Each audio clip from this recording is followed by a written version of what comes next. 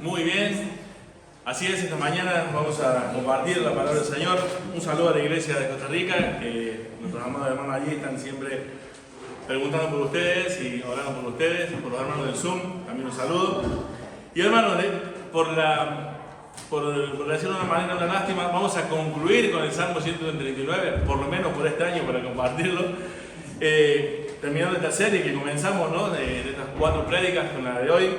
Y la última parte nos va a tocar esta mañana del Salmo 139, les pido que vayamos buscando allí en nuestras Biblias, del versículo 19 al 24 nos toca esta mañana.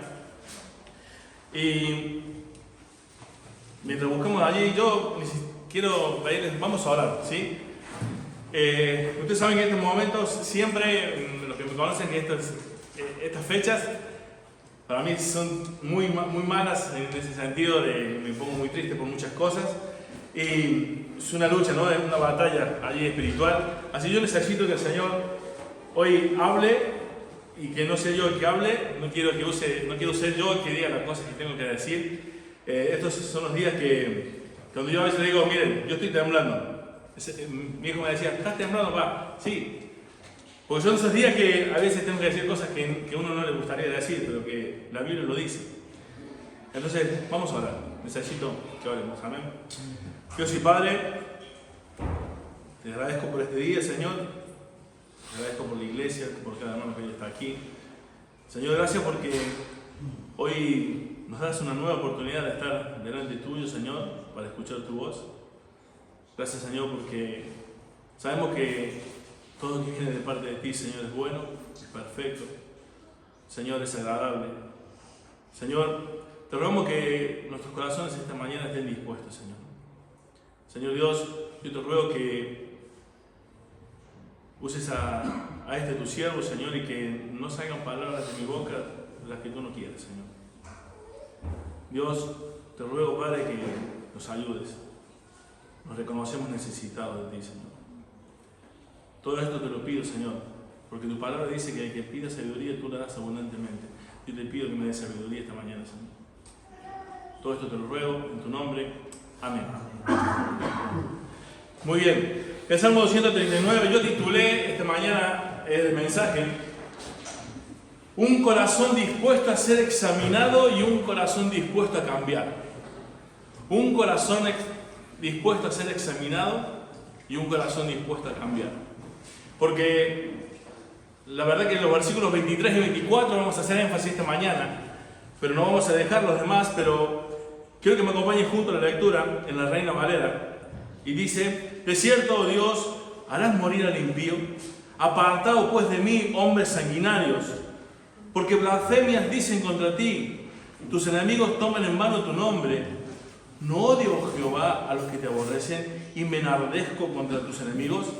Los aborrezco por completo, los tengo por enemigos. Examíname, oh Dios, y conoce mi corazón. Pruébame y conoce mis pensamientos. Y ve si hay en mí camino de perversidad, y guíame en el camino eterno. Los voy a leer en una versión de la traducción viviente. Y voy a estar comparando estas dos traducciones para, como recuerdan, no es una traducción para la cual uno tenga que usarla como Biblia de estudio. No es tan buena la traducción viviente para una Biblia de estudio. Pero sí, porque como es una versión dinámica, sirve para entender muchos conceptos, ¿sí? En las áreas que son a veces difíciles las palabras. Y leo así, dice: oh Dios, si tan solo destruyeras a los perversos, lárguense de mi vida, ustedes asesinos. Blasfeman contra ti, tus enemigos hacen mal uso de tu nombre. Oh Señor, ¿no debería odiar a los que te odian? ¿No debería despreciar a los que se te oponen? Sí, los odio con todas mis fuerzas, porque tus enemigos son mis enemigos. Examíname, oh Dios, y conoce mi corazón. Pruébame y conoce los pensamientos que me inquietan. Señálame cualquier cosa que en mí te ofenda y guíame por el camino de la vida eterna. ¿Vieron cómo se comprende un poco más la intención del salmista?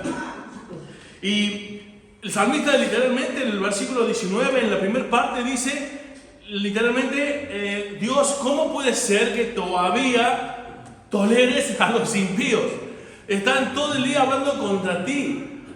son realmente tus enemigos. ¿Cómo puede ser que perduren a veces con muchos días de vida?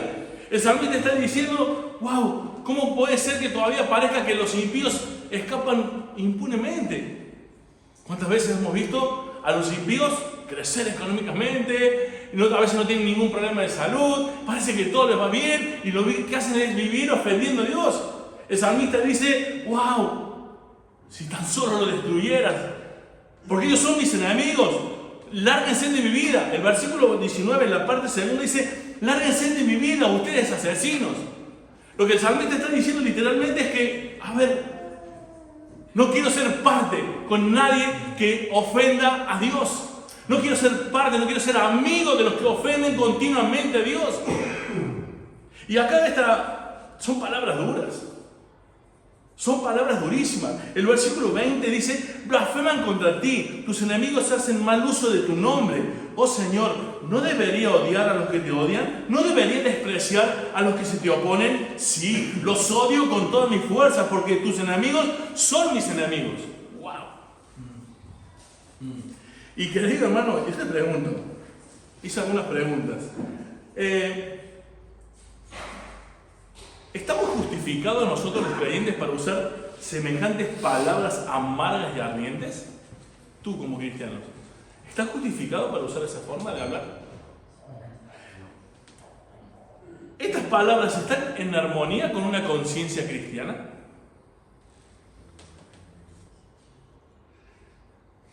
Decir lo que dicen, ¡oh, Dios, quítale la vida!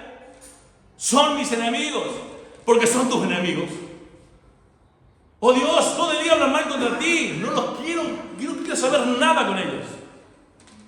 Parece que esa forma de hablar tan fea y ardiente del salmista no condice con la conciencia cristiana que se nos ha enseñado últimamente. Vamos a ver un poco responder estas preguntas.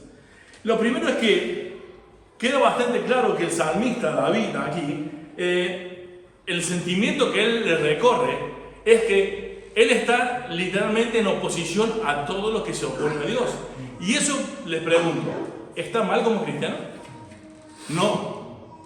Solamente que a veces no son estas palabras tan horribles como, o ardientes, o duras, o amargas como el salmista. Pero no está en contra de lo que debería sentir un verdadero creyente a las personas que se oponen a la palabra de Dios y viven en oposición a Dios. Segundo, el Nuevo Testamento, querido hermano, no se opone tan completamente a este espíritu del Antiguo Testamento. ¿Saben por qué?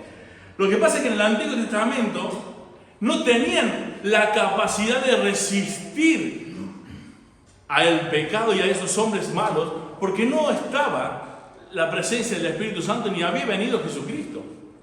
Porque Él dejó el ejemplo de cómo hacer con los enemigos. Jesucristo, ¿qué nos dijo a nosotros? Amad a vuestros enemigos.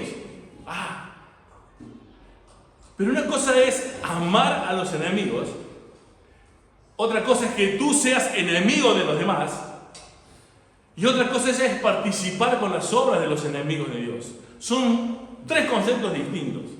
Y ahí es donde nosotros tenemos que, como cristianos, usar la conciencia cristiana. ¿A qué se está refiriendo? ¿Cómo podemos llevar un aprendizaje de estas palabras tan amargas y ardientes del salmista? El tercer punto es que nosotros, queridos hermanos, bíblicamente no podemos albergar un odio personal. No podemos buscar una venganza personal contra esas personas que son enemigos de Dios. Pero sí es nuestro deber odiar la iniquidad y odiar a las personas que obran la iniquidad, que van en contra de Dios y acarrean destrucción para su vida y para muchas más. ¿Cuál sería una oración comparable a la de David en nuestros tiempos, teniendo el Espíritu Santo y viendo el ejemplo de Jesucristo, el ejemplo de los apóstoles que murieron a causa de los enemigos de Dios? ¿Cuál sería ese ejemplo? Hermano, yo aquí escribí que lo que deberíamos hacer nosotros es entender algo importante. Cuando nosotros oramos por esas personas, ¿sí? No estamos orando para que Dios les quite la vida. Estamos orando para que Dios los derrote. Para que dejen de obrar iniquidad contra Él y contra sus propias vidas y tengan la posibilidad como hombres como seres humanos, de tener la posibilidad de salvación. Pero sí, yo oro ardientemente cuando veo guerras, cuando veo a pedófilos, cuando veo al homosexualismo, cuando veo el lesbianismo, cuando veo la ideología de género. Yo odio a esa ideología, a esas herejías. Intento que esas personas sean derrocadas por Dios, pero que ellos pueden tener la posibilidad de ser salvos. Que todo eso que ellos sienten, piensan y viven sea quitado por la gracia de Dios. Pero yo odio todas esas cosas. Eso es lo que el salmista está diciendo. Y el salmista está diciendo, yo no quiero tener nada que ver con ellos. Quítalo, Señor, que se larguen de mi vida. Yo me pregunto, con personas así, que se oponen a Dios, con sus ideologías que se oponen a Dios, ¿sos amigo? ¿Qué compartes con ellos? ¿Qué comparto con ellos? ¿Todo se puede compartir en nombre de que tenemos que amarnos? El amor es según la verdad. El amor es según la verdad, dice la Escritura. Entonces, querido hermano, tengo varios pasajes para que entendamos esto que nos está diciendo el salmista antes de entrar a los versículos de esta mañana. Romanos 6:12. No reine pues el pecado en vuestro cuerpo mortal, de modo que obedezcáis en sus concupiscencias. La nueva traducción viviente dice: no permitan que el pecado controle la manera en que viven, no caigan ante los deseos pecaminosos. Y de eso se trata, querido hermano. Tú puedes compartir muchas cosas con las personas, con los que no conocen a Dios. Pero hay cosas que se oponen a Dios, cosas que se creen en contra de Dios, las cuales no puedes compartir. ¿Tú en nombre del amor andarías flameando una banderita del arco iris por llegar a amarlos a ellos? No hagas esas cosas. Pablo, cuando habla de que todo esto es lícito, no todo te conviene, Pablo dice que se hacía a todos para que de todas maneras ganen algunos.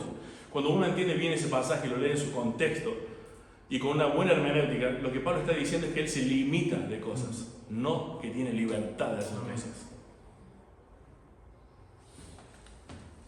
1 Corintios 6:12, querido hermano, dice: todas las cosas me son lícitas, mas no todas convienen. Todas las cosas me son lícitas, mas no me dejaré dominar de ninguna. La traducción viviente dice, para aquellos que quieren entender mejor este pasaje, dice: ustedes dicen, se me permite hacer cualquier cosa, pero no todo les conviene. Y aunque se me permite hacer cualquier cosa, no debo volverme esclavo de nada. Pastor, ¿puedo ir a la discoteca? Pastor, ¿puedo fumar? ¿Puedo emborracharme, que es una vez al año? ¿Puedo hacer...? No me preguntes esas cosas. Tienes el Espíritu Santo que te regaló y sabes bien lo que tienes que hacer. No busques aliados. El Salmo 139, versículo 20 al 22, quiero leerlo en esta traducción. Dice: porque blasfemias dicen ellos contra ti, tus enemigos toman en vano tu nombre. No odio, Jehová, a los que te aborrecen, y me enardejo contra tus enemigos. Los aborrezco por completo, los tengo por enemigos. Fíjate, otra versión dice: blasfeman contra ti, tus enemigos hacen mal uso de tu nombre. Oh Señor, no debería odiar a los que te odian, no debería despreciar a los que se te oponen. Sí, los odio con toda mi fuerza, porque tus enemigos son mis enemigos. Como dije, hermanos, en esta versión, esto nos da la idea de que nosotros, querido hermano, tenemos que desear como enemigos de Dios ellos un derrocamiento completo, pero desearles como hombres una conversión pronta de esa vida. Esa sería la actitud ante el impío. El versículo 20, el tono de estos versículos, querido hermano, el 20, el 21 y el 22, realmente David lo que está diciendo es: yo no puedo. Al tener el entendimiento de los versículos que estamos leyendo del Salmo 139, la omnipresencia de Dios, la omnisciencia de Dios, del Dios creador, de ponerme en simpatía, en sintonía, en armonía contra aquellos que se oponen a la creación de Dios, que se oponen al amor de Dios, que se oponen al plan de redención, diciendo: Dios es gay, por ejemplo. Ese es el grito famoso de hoy en día. Ayer estaba escuchando, mientras algunos predicadores de España estaban en las marchas predicando de Cristo, lo único que se escuchaba del fondo, reprimiendo al predicador, era: Dios es gay, Dios es gay, Jesucristo es gay, Jesucristo es gay, todo el tiempo. ¿Cuál es tu actitud ante esas cosas?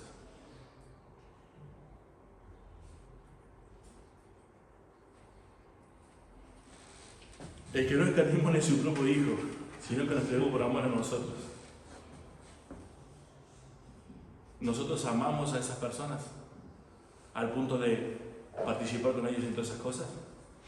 Porque la Biblia dice en el Salmo 7:11 que Dios está aireado, enojado todos los días contra el impío. Y cuando tú amas esas cosas o le permites o compartes, tú te estás creyendo que amas más que Dios o mejor que Dios. Vamos al versículo de esta mañana, el versículo 23. Dice: examíname. No examina al hermano. A ver si esta palabra le entra a Carlos, a ver si le entra a Adelio, a ver si le entra a él. Examíname, oh Dios. A mí, el salmista tiene un trato personal con Dios, conoce quién es Dios y tiene la valentía de pedirle a Dios que examine su corazón. Y este es el mensaje de esta mañana: un corazón dispuesto a ser examinado. ¿Tú tienes esta clase de valentía que el salmista tiene? Yo creo que lo que vivimos hoy en día y estas ausencias que hay, no aquí en esta iglesia, en todas las iglesias de España, perdón, de estos lugares, pero también en Sevilla, lo que hay de estas clases de fiesta, y en Almería también, hablaba con Will. Querido hermano, todo esto que ocurre es porque no hay la valentía de tener un corazón dispuesto a decirle a Dios: examíname.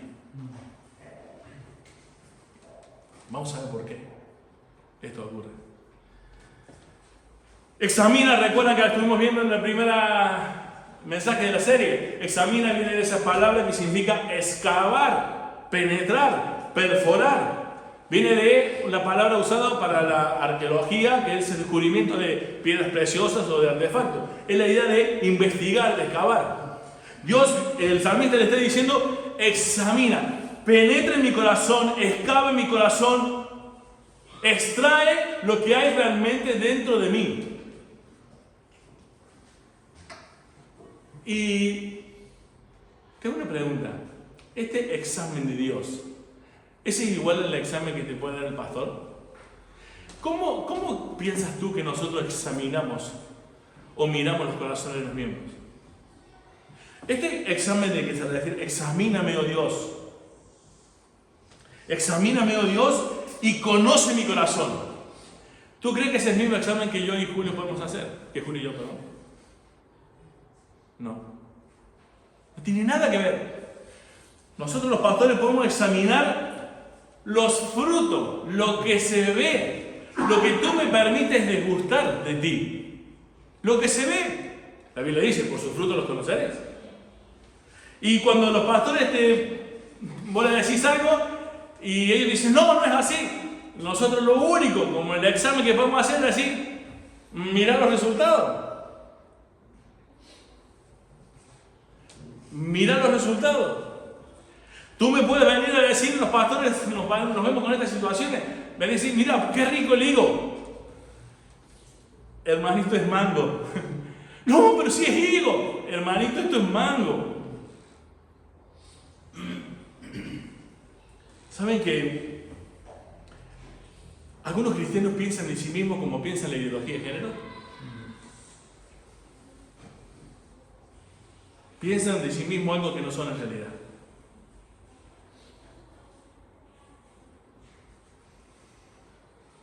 Querido hermano, la realidad es siempre la verdad. Siempre está ligada a la verdad a través de un examen. Tú me puedes mostrar un color y me dices: esto es verde, y yo te digo: no, es rojo. Lo ponemos en un examen y te das cuenta que la ciencia dice que es rojo. Y esa es la verdad, que es rojo, con la realidad. Querido hermano, tú y yo, cuando nos ponemos a la verdad de Dios, ese es el examen que realmente vale. No el que tú crees decir que eres, que creo yo decir que soy. Querido hermano, mi pregunta es, si le podemos decir a Dios, Dios, examíname y penetra mi corazón, excava, fíjate lo que hay dentro de mí, es porque el lugar donde se producen los cambios tuyos y míos es en el corazón, querido hermano. Entonces, cuando yo empecé en la prédica dije que el título era, ¿estás dispuesto a tener un corazón examinado para cambiar? Porque allí es el único lugar donde va a ocurrir los cambios. El único lugar. ¿Sabe qué le está diciendo David a Dios? Dios, dime quién soy yo de verdad. David le está diciendo, dime, Señor, dime, Jehová, quién soy yo. No me quiero subestimar, no quiero ser engañado. Querido hermano, cuando nosotros vamos a Dios diciéndole, examina mi corazón, tiene que haber una actitud de humildad total, una honestidad total. Alguien decía, querido hermano, cuando tú tienes un corazón dispuesto a ser examinado por Dios, tienes que ir con una brutalidad de honestidad. Decirle realmente ser honesto. Dios no puede ser burlado. Recuerda que Él nos conoce más que nosotros, a nosotros mismos. Entonces, querido hermano, cuando uno va al médico, va con síntomas, ¿no? Para ser tratado, para que le den un diagnóstico. Muy bien, están aquí. Si yo no le doy los síntomas correctos, ¿me podrá dar un diagnóstico correcto? No, por ende no tener un resultado ni una solución adecuada. De la misma manera, cuando vamos a Dios, tenemos que ser brutalmente honestos con nuestros síntomas, querido hermano. No puedes venir como lo haces con el pastor. Porque a mí me muestran unos síntomas que yo te diría, no, está todo bien, yo veo que no pasa nada. Pero resulta que vos no me estás contando todos los síntomas y tú tienes cáncer terminal.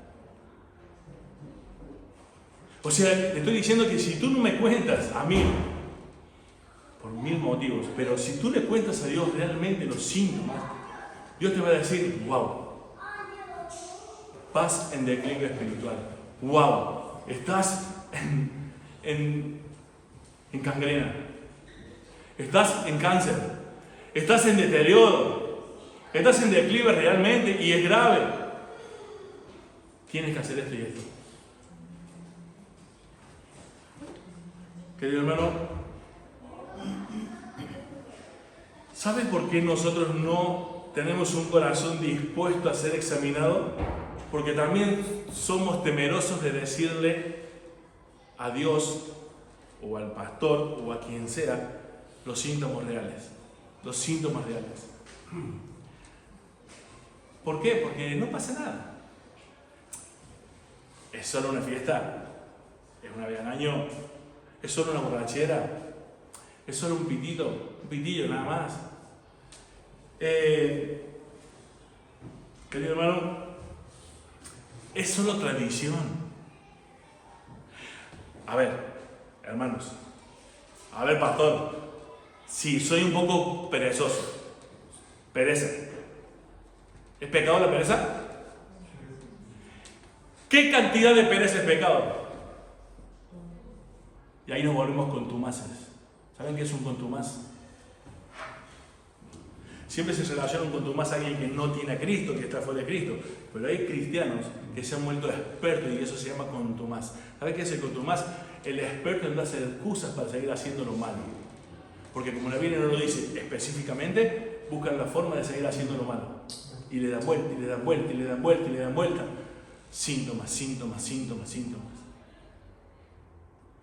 Querido hermano, ¿cuánta pereza es pecado para que la pereza sea pecado? La pereza es pecado. No habla de cantidad de pereza. En algo... No es que estemos en desacuerdo con Julio, sino que tenemos ahí A veces en el círculo pentecostal se dice, hay hermanos que están atados, ¿no? Y yo con Julio compartimos que, para mí, humildemente, un cristiano no puede tener ataduras. Un cristiano puede ser ignorante de muchas cosas que hace en su vida que no sabe que no son conforme al corazón de Dios. Pero porque no tiene revelación. Puede estar atado por no tener revelación. Pero si tienes revelación y está atado, lo que él tiene es rebeldía. Y eso es pecado. Porque tenemos el poder de vencer. Porque si no, entonces no somos libres. Porque si no, hacemos a Dios mentiroso cuando dice que el que tiene al Hijo es verdaderamente libre. Y que fuimos libertados del poder de la muerte, del pecado y el que tenía el poder de la muerte. Entonces, como en Dios no hay sombra, ni Él miente, no hay variación en Él, cuando Dios dice algo que es así y tú dices que no es así, el equivocado eres tú. El equivocado soy yo.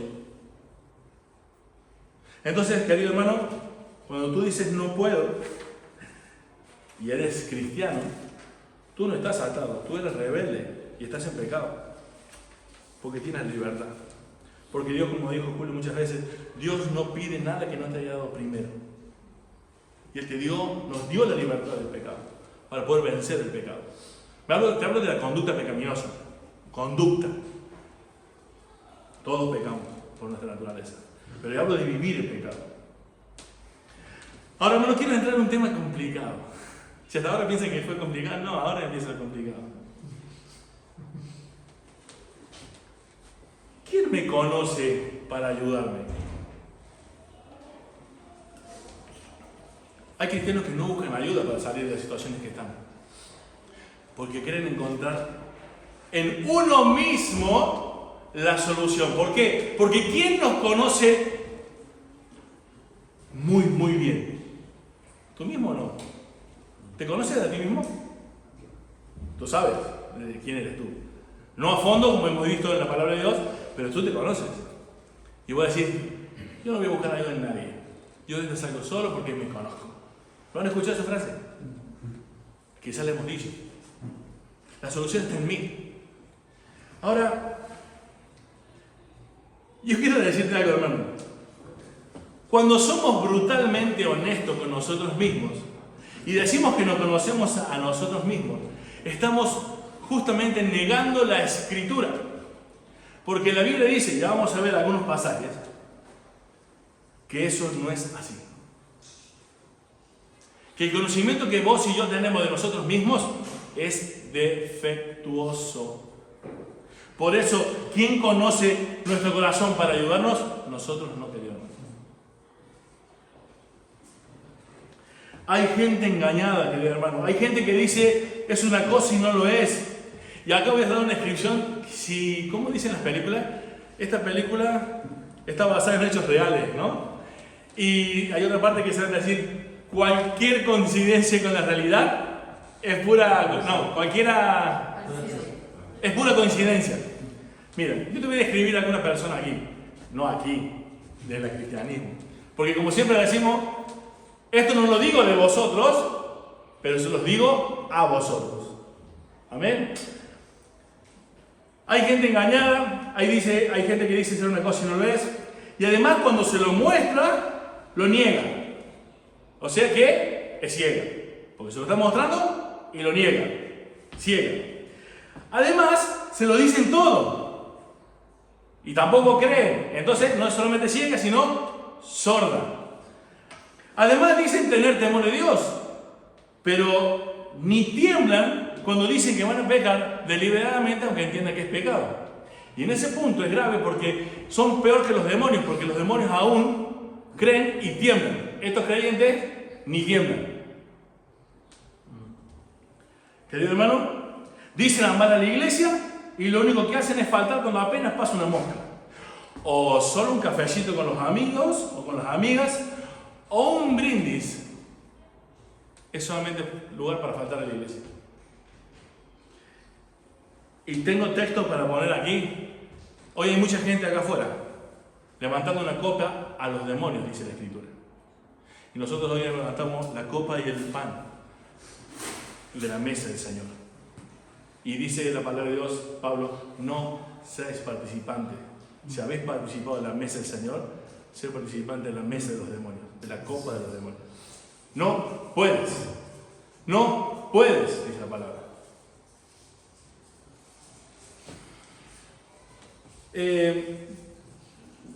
Si somos honestos y brutalmente honestos con nosotros mismos, si yo te voy a dar un diagnóstico de cómo eres, o de cómo soy, o de si escuchas a alguien dándole los diagnósticos de otra persona, yo tengo una pregunta, y hay un pasaje para entender esto. ¿Recuerdan a David, después del pecado y todo lo que hizo? ¿Quién lo confrontó? Natán. Vayamos ahí a 2 Samuel. 2 Samuel, capítulo 12.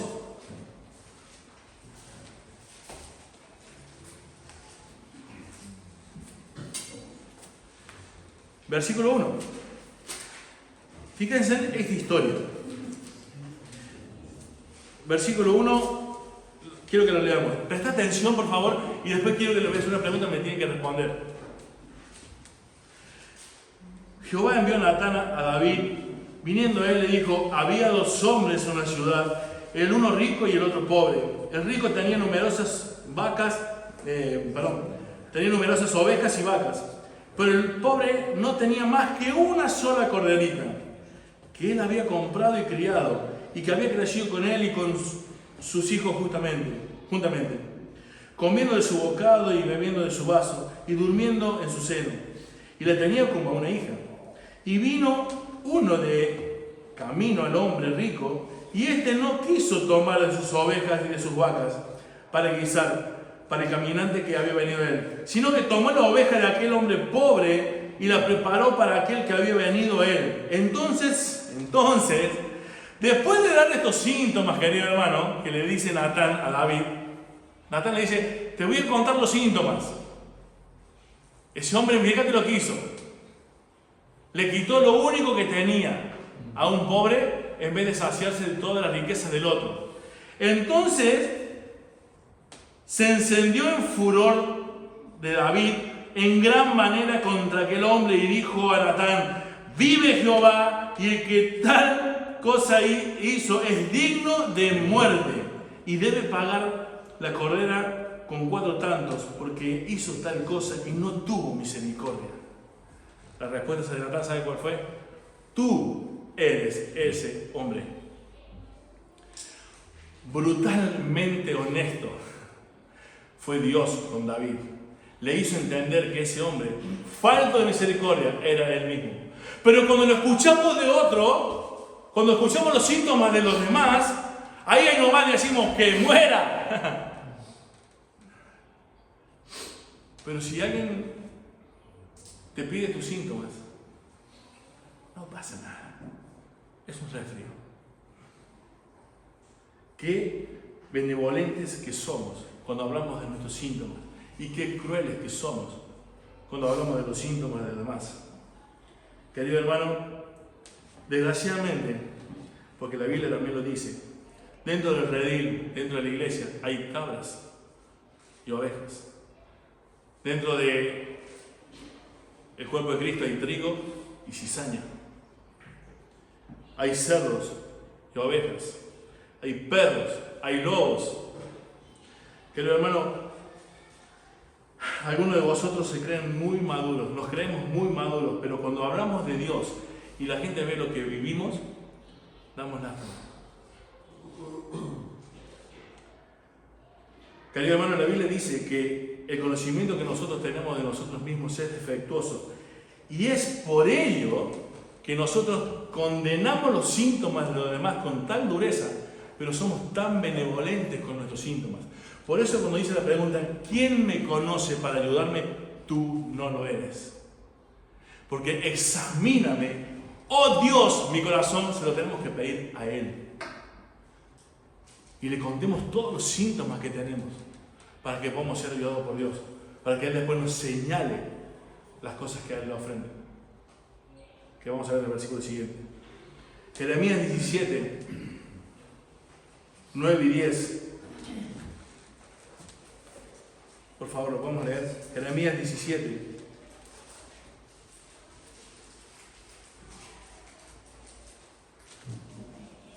...9 y 10 dice: engañoso es el corazón más que todas las cosas y perverso. ¿Quién lo conocerá? Yo, Jehová, que escudriño la mente, que pruebo el corazón, para dar a cada uno según su camino, según el fruto de sus obras. Te lo leo en otra versión. El corazón humano es lo más engañoso que hay, extremadamente perverso. ¿Quién realmente sabe qué tan malo es?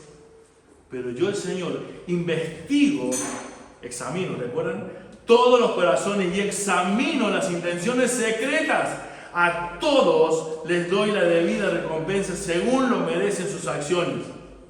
Una Biblia de una traducción de Serafín de Ausejo de 1975 me gustó, que dice: nada hay más tramposo que el corazón y está desahuciado. ¿Quién podrá entenderlo? Yo, Jehová, escudriño el corazón, sondeo las entrañas para dar a cada uno según la conducta de sus obras. La Biblia textual dice: engañoso es el corazón más que todas las cosas, incurable. ¿Quién lo conocerá? Yo, Jehová, yo escudriño el corazón y sondeo los riñones para dar a cada uno conforme a su camino, conforme al fruto de sus obras. ¿Quién puede conocerme? ¿Quién puede entender mi corazón? Tú no lo hagas. Porque en esta condición de semejanza, de semejante corazón que tenemos, incurable, perverso, que nadie entiende qué tan malo puede llegar a ser, jamás tendrás una evaluación justa de ti mismo. Por eso la palabra de Dios es ese espejo que nos refleja tal cual somos. Por eso es la palabra de Dios la espada de doble filo que penetra hasta donde tú y yo, con nuestro juicio injusto y defectuoso, podemos llegar a tener. Y con esto no estoy diciendo que podamos tener la confianza de ir a alguien y decir: hey, me está pasando esto, ayúdame. No hay problema con eso. Pero cuéntale todos los síntomas. Cuéntale todos los síntomas. Porque si no, el diagnóstico va a ser erróneo y no va a haber solución. ¿Estás dispuesto a ser examinado por Dios? ¿Estás dispuesto a contarles tus síntomas reales? Versículo 23. El salmista sigue diciendo: examíname, oh Dios, y conoce mi corazón. El salmista sigue diciendo: examíname porque yo ignoro lo que realmente hay. Creo que no entendemos la caída y lo grave de la caída que ocasionó el pecado en nuestras vidas. Es por eso que, como dije, no podemos juzgarnos a nosotros mismos en el sentido de intentar darnos a nosotros los síntomas y nosotros diagnosticarnos y nosotros buscar la solución. Porque somos benevolentes con nosotros mismos, pero duros con los demás. Alguien dijo que los atributos del pecado son esconder al hombre de sí mismo. Y que nunca, nunca se forme un concepto justo de nosotros mismos. Eso es el pecado. Si podemos llamarle atributo del pecado, sería ese. Si no conocemos de qué adolecemos, jamás tendremos la posibilidad de ser cambiados. Jamás. ¿Qué nos beneficia saber lo que hay en nuestro corazón? Primero que vimos que el Señor es el único que puede conocer nuestro corazón y darnos la solución, porque es el único que nos conoce como somos. Lo segundo, ¿qué beneficio trae saber cómo es nuestro corazón? Es que nos permite estar alertas. Sabiendo esto que estás sabiendo esta mañana, te tiene que mantener a vos y a mí alerta. Un discípulo de Cristo, no un seguidor, no un creyente, un discípulo de Cristo, siempre, siempre debe tener en sí mismo una sana sospecha de cuáles son sus motivaciones al hacer las cosas que hace para Dios. Aún los pastores. ¿Por qué me paro a predicar aquí?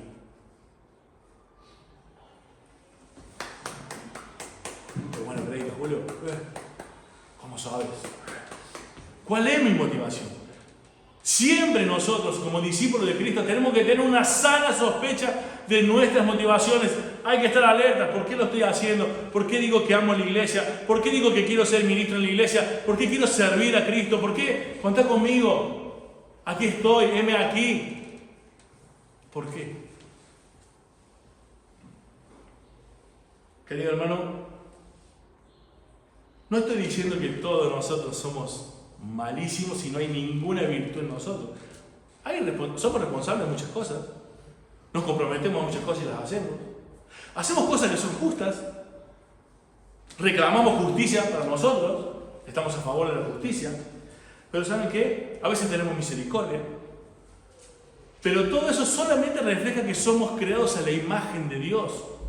Pero ninguna de todas esas cosas que nosotros tenemos presentes en nuestra vida tienen perfección. Solo Cristo. Solo Cristo pasa el escrutinio de este examen delante de Dios. ¿Y por qué la pasamos tú y yo? Porque estamos en Cristo. Si no, no pasaremos el escrutinio. Estaba pensando cuando preparaba esta parte y pensaba, ¿no?, cuando uno viaja en los aviones. Hay cosas que pueden llevarse en la maleta que está en el equipaje que va en el avión y otra que es lo de mano, lo que va contigo. Hay cosas que se pueden llevar y cosas que no se pueden llevar. ¿Te ha pasado de intentar llevar algo que no se debe llevar y pasó? La pregunta es, cuando te descubrieron, ¿pasó? No. Dice 90 mililitros, este tiene 100, lo tiene que tirar el señor. ¡Ay! Ese perfume que me salió un montón de dinero porque no había de 90. Esto tiene 100. Esto no pasa el escrutinio. Llevas una tijerita, una navajita que te dio un regalo de tu abuelo. No puede llevar cosas cortantes dentro de su mano. No pasa el escrutinio. Te hago una pregunta. Vamos a hacer un poquito más. ¿Tú puedes subir a un avión borracho? ¿Medio bebido? Y yo lo he visto. Hay personas alcoholizadas que no están así no están, pero vos le notás que te emborrachan y todo lo hablo con ellos. Pero ¿qué pasa? Van sentados y nada más. ¿Tú crees que podría entrar un piloto a pilotear el avión en ese estado? ¿Por qué no? Porque sus síntomas, hay un diagnóstico que dice que no puedes conducir ni pilotear un avión en ese estado. ¿Por qué nosotros pretendemos servir a Dios como se nos da la gana?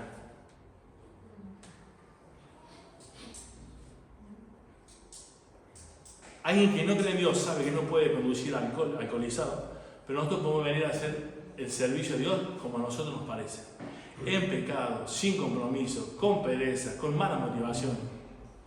Pero como nadie conoce mis síntomas, no tenemos la valentía de David de decirle a Dios, examíname. Pruébame y conoce mis pensamientos. Y si hay camino de perversidad, guíame en el camino de la vida eterna. Señalame lo que te ofende, le está diciendo Dios a David. ¿Tú le has dicho eso a Dios algún día?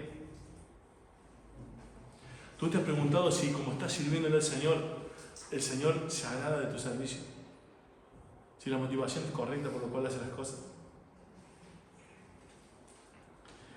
Queridos hermanos, saben que hay pecados puntuales, claros. Pero hay muchas cosas que consideramos que no son pecado. Pero el fondo de esas cosas que hacemos sí son pecados. O por las cosas que no hacemos sí son pecados. Déjame mostrarte un ejemplo. Y me voy a poner el ejemplo yo y el pastor Julio. Lo voy a tomar como ejemplo el pastor Julio también. Nosotros somos de hablar mucho, ¿o no? ¿Cuánto llevo? Y se nos ha dicho, Julio y a mí, es que vosotros hablan mucho. Como diciendo, para un poco, ya no hables tanto. ¿Es pecado hablar mucho? ¿Quién me podría decir que es pecado hablar mucho? Nadie. No lo consideramos pecado. La motivación de por qué hablas mucho, Julio, ¿cuál es? ¿Por qué hablo mucho yo? ¿No será orgullo, Julio? ¿No será orgullo, Ariel? Es que van a escuchar lo que sé. No me puedo quedar callado porque tienen que aprender ustedes. Esa motivación es pecado. Aunque lo que se ve parece que no fuera pecado. Te hablo más. Los esposos.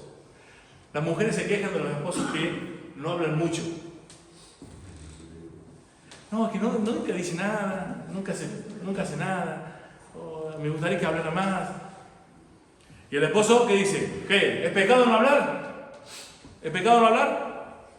No, vale. Pero si tú hablas mucho o tú hablas poco y eso ocasiona que tu hermano se entristezca, quizás ofendas, no estás ayudando a su crecimiento por la forma de ser que tienes. Y tú solo dices, somos todos diferentes. Yo soy así. ¿No será que brutalmente siendo honestos sos egoísta y no te importa más que lo que tú piensas? Y que tu hermano lo parta un rayo, por decirlo de una manera. Entonces lo que parece que no es pecado, como hablar mucho o hablar poco, en el fondo puede ser orgullo y egoísmo. Y eso sí es pecado. Seamos brutalmente honestos con Dios. Porque a Él no le vamos a engañar.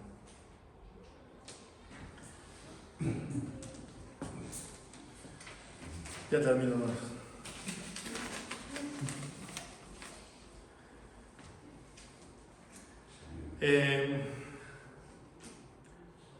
El versículo 23 al final.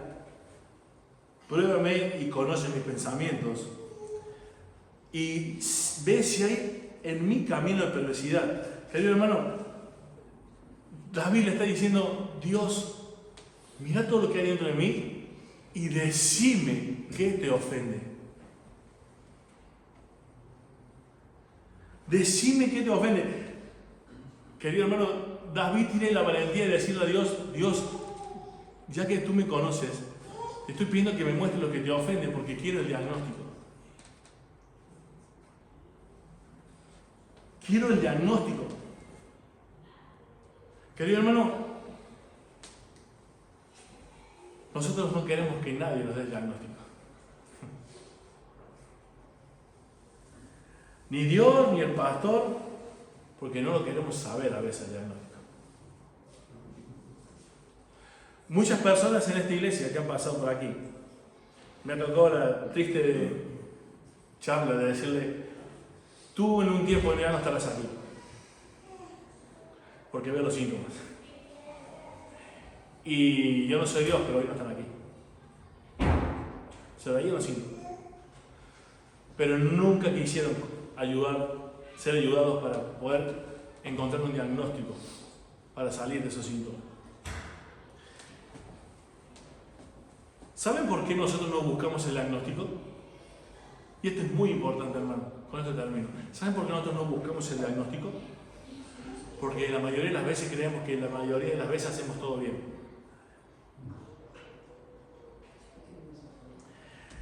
¿Has visto, un deporte que sea muy técnico? Un deporte que sea muy técnico, ¿cuál es? La petanca, dice nada. Un deporte técnico, ¿cuál? Tenis. El tenis. Muy bien, creo que es como la natación, son uno de los deportes mucho técnicos. ¿Saben que la suma de muchas cositas, la suma de muchas cositas hacen que tú y yo tengamos una vida cristiana realmente que agrada a Dios? La suma de muchas cositas, de muchas técnicas. ¿Cómo puedo hacer yo para saber si tengo esas muchas cositas o cuáles son las muchas cositas que me faltan para agradar a Dios en mi vida? ¿Qué pasaría si ponemos una cámara y nos filman el día que vivimos? Mira, cuando yo aprendí a predicar, ¿saben cuál era la técnica para aprender oratoria? No sé si la habrá pasado Julio. Es predicarte frente a un espejo. Es horrible predicarte a vos mismo en el espejo. Porque voy a decir, mirá la cara que pongo, mirá cómo hice la boca, mirá cómo hice los ojos. Y voy a decir, claro, imagínate si te filman predicando y vos te considerás el gran predicador. Te ponen el video y vos decís, no, qué uy. Mirá las veces que digo la misma palabra, mirá lo que me pasó el año pasado. Estaba tan nervioso en una predica que no prediqué ni parecido como yo predico. Y yo me bajé y dije, ¡ay! Creo que no lo hice bien. No me había equivocado, lo hice muy mal como predicador. Me pasaron el video y yo hablaba así. Así prediqué todo el sermón. El que predica también. Imagínate si yo hago todo el día de acá. La gente está. Cuando nos ponen el video, realmente se ve lo que se ve. Examíname. Dile a Dios esta mañana y cada día de tu vida, Dios, ponme el video. Ponme el video. Para ver qué te ofende. ¿Has visto la diferencia de jugar un amateur a un profesional en cualquier deporte? Es abismal la diferencia. ¿Por qué? Porque el profesional ha sumado todas esas pequeñitas cosas para hacer la técnica bien. La persona que le dice a Dios, Dios examina, penetra, fíjate lo que hay en mí, ponme el video, es la única persona que cuando ve esas cosas y está dispuesta a cambiar, cambia todos esos detallitos y hace que esa persona sea un discípulo de Cristo, conforme a la imagen de Cristo, que va creciendo en santidad. Si eres el que dice, no todo está tan mal, te estás examinando a vos mismo, con un criterio de un corazón que es perverso, que nadie se imagina cuánto. Y para terminar,